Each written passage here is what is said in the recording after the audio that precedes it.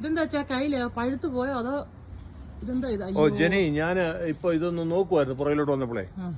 ഇത് കിളി കൊത്തിയതാണ്. ഇത് ഞങ്ങളുടെ പേഴ്സിമനാണേ. എല്ലാവർക്കും അറിയാവുന്ന അറിയത്തില്ല. ഇത് ഒരു നവംബർ മാസത്തിലാണ് ഇതിന്റെ വിളവെടുപ്പ്.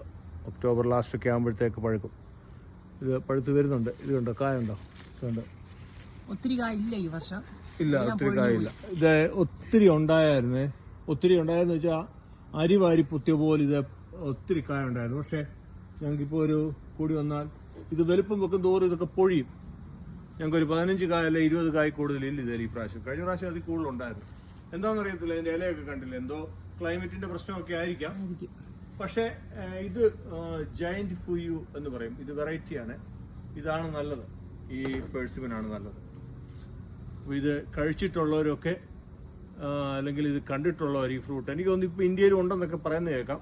അറിയത്തില്ല. ഒത്തിരി തണുപ്പ് ഇതിന് പറ്റത്തില്ല. അപ്പോൾ ഉള്ളവരൊക്കെ ഇതൊന്ന് കമന്റ് ചെയ്യുക. ഈ ആഴ്ച തന്നെ അത് പറിച്ചു വെക്കണം. അത് പഴുത്ത് വരുന്നേ ഉള്ളൂ. അല്ലെങ്കിൽ നമുക്കത് കവറിട്ട് കെട്ടി വെക്കണം. ഇതിലുള്ള പേഴ്സിമിന് ഇപ്പൊ നമ്മൾ കവറിട്ടും കെട്ടി വെക്കണം. അല്ലെങ്കിൽ അണ്ണാനോ കിളിയോ ഒക്കെ കൊണ്ടുപോവേ. ഒന്ന് കെട്ടി വെച്ചു. ഇത്രയും കഷ്ടപ്പെട്ടാണ് നമ്മൾ കവർ കെട്ടിയിടുന്നത്. എന്നാലും നമ്മൾ അണ്ണാനും കൊടുക്കത്തില്ല, കിളിക്കും കൊടുക്കത്തില്ല അല്ലേ? മരത്തിന്റെ മേളിൽ കയറി ഇന്നാണ് കവർ കെട്ടുന്നത്. അങ്ങനെ നമ്മളെല്ലാം കവറിട്ട് കെട്ടി ആദ്യത്തെ പ്രാവശ്യം മരത്തിന്റെ മേളിൽ കയറി കെട്ടുന്നത് കേട്ടോ. അത്രയ്ക്ക് ഇഷ്ടമായി ഈ ഫ്രൂട്ടിനോട്.